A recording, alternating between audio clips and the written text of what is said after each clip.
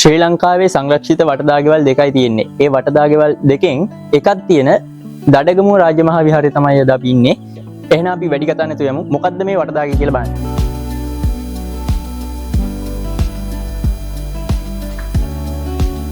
හරි ඉතින් මේක තමයි අපි අර කලින් කතා කරපු වටදාගෙ. ඉතින් මේකේ මොකක්ද තියෙන පෞරාණික වැදගත්කම? ලංකාවේ දැනට සංරක්ෂිත වටදාගෙවල් දෙකක් ඉතුරුලා තියෙනවා. ඒ තමයි අත්තනගල්ල සහ අපි මේ කතා කරන දඩගමුව පන්සල. ඒ දඩගමුව පන්සලේ වටදාගෙ තමයි මේ තියෙන්නේ. දැන් මේක බැලුවට පස්සේ මේක ප්‍රමාණයෙන් මහ ගොඩක් විශාල චෛත්‍යයක් නෙමෙයි. ඇත්තට වටදාගෙ හදන්න පුළුවන් කුඩා ප්‍රමාණ චෛත්‍යයකටනේ. ඒත් මේ චෛත්‍ය වටා හදපු ගොඩනැගිල්ල තමයි මේ තියෙන්නේ. මේ හතරැස් හැඩේ ගොඩනැගිල්ලක්. හැබැයි මේ හතරැස් හැඩේ වහලය මෙහෙම කවාකාර වහලයක් බවට පත් කරනවා. අපිට පේනවා අර කියන්නේ තනි ලක්ෂයකින් ඔක්කොම සම්බන්ධ කරනවා මේ වටෙන් එන පරාල ඔක්කොම. ඒකට අපි කියනවා කැණි මඩල කියලා කියන්නේ. මේ කැණි මඩල හරහා රඳවගත්ත මේ වහලයත් එක්ක තමයි මේ වටදාගෙ නිර්මාණය කරලා තින්නේ. බොහෝ විට මේක ඇත්තටම මේ චෛත්‍ය ඊට පස්සේ මේ චෛත්‍ය වටා තියෙන මේ බුදුසිතුවම් මේ සියල්ල මහනුවර යුගයේ සහ මහනුවරගේ පසු කාලට අයිති ලක්ෂණ පෙන්වුම් කරනවා.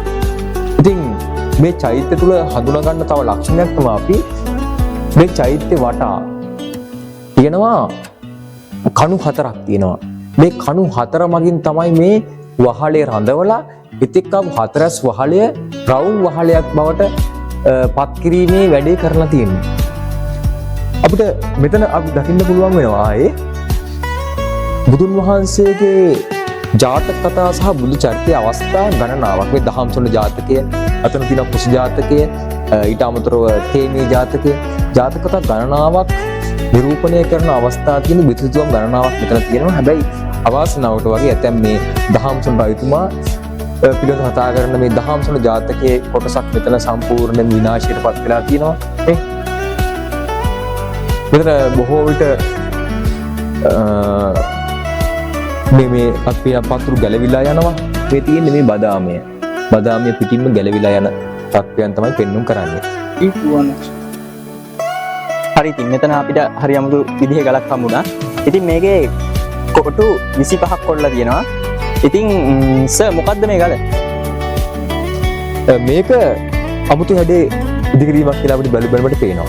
ඇත්තට මේක තියෙන්නේ මේක පැත්තකට පහ ගානේ පස්වර පහ 25ක් තියෙනවා මේ කොටු කියලා කියන්නේ ඇත්තට මේ පිහිටි ගලක් අරගෙන සිදුරු පාරලා තියෙනවා. මේකට සාමාන්‍යයෙන් කියනවා අපි විවිධ නම් තියෙනවා. යන්ත්‍ර ගලක්, ගර්භ පාත්‍රයක්, නැත්නම් නිදන් ගලක් කියලා කියනවා. බොහෝ විට බුදු පිළිමයක් වගේ දේ තැම්පත් කරනකොට ඒ පිළිම පිහිටවන්න කලින් පිහිටවන ආසනය යටට මෙන්න මෙහෙම ගලක් සිදුරු බවට පත් කරලා ඒ කියන්නේ මේ විදිහේ වලවල් බවට පත් කරලා තියෙනවා. හැබැයි මේක අපි යන්ත්‍ර ගලක් නැත්නම් ගර්භ පාත්‍රයක් නැත්නම් නිදන් ගලක් කියලා කියන්න හේතුව වෙන්නේ මේක ඇතුලේ යම් වටිනාකම් සහිත ද්‍රව්‍ය තැම්පත් කරන උදාහරණ ගත්තාම පබළු එහෙම නැත්නම් මුතු එහෙම නැත්නම් අර්ධමැණික් වර්ග මහා ලොකු වටිනාකම් තියෙන නිදන් වස්තු කියලා අපිට කියන්නේ අර්ධමැණික් වර්ග ඒක තැම්පත් කරලා මේක තව ගලකින් වහලා ඒ උඩ තමයි පිළිම වහන්සේ නමක් තැම්පත් කරන්නේ. ඉතින් අපි අනිත් පැත්තෙන් කියන්න ඕනේ නිදන් වස්තු තැම්පත් කරනවා කියන අදහස මත පිටලා විනාශ කරන්න කෙනෙක් පෙළඹෙ යුතු නෑ. මොකද මහා ලොකු වටිනාකම් සහිත නිදන් වස්තු තැම්පත් කිරීමක් නෙමෙයි වෙන්නේ. අර්ධමැණික් වර කලින් වගේ පබළු වගේ දේවල් පමණයි තැම්පත් කරලා තියෙන්නේ.